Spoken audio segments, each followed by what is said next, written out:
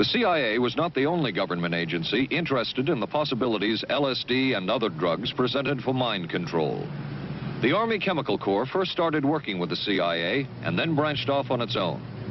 It too tested drugs on unwitting victims, and a death would result. The case of this man, Harold Blauer, a tennis pro, seen here with his daughter Elizabeth, is well known. In 1953, Blauer was a private patient at the New York State Psychiatric Institute. He was given 5 injections of a mescaline derivative that was being tested secretly for the Army Chemical Corps.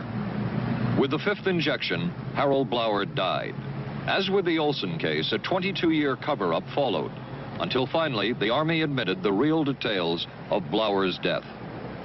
Since the initial news stories of Harold Blauer's death, close to 5,000 documents, previously classified, have been released by the Army and obtained by ABC News. They provide valuable insight into Army activities at the time of Blauer's death and where the Army went from there with their own drug testing program.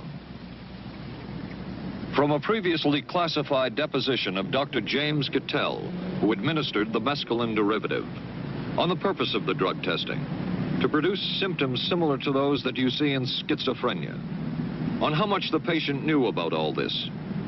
We didn't delineate all the possibilities of what might happen because then you contaminate your experiment.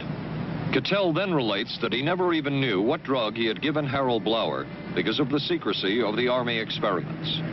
We didn't know whether it was dog piss. This was secret. This was a secret. We weren't in on it. We asked Blauer's daughter Elizabeth for her reaction. What? How can anybody react to that? I mean, that is so far from what you'd expect from a human being, never mind a doctor, never mind a professional specialist who's supposed to care about people's minds. It's unbelievable. A suit filed by Elizabeth Barrett against the Army Chemical Corps is now pending in federal court.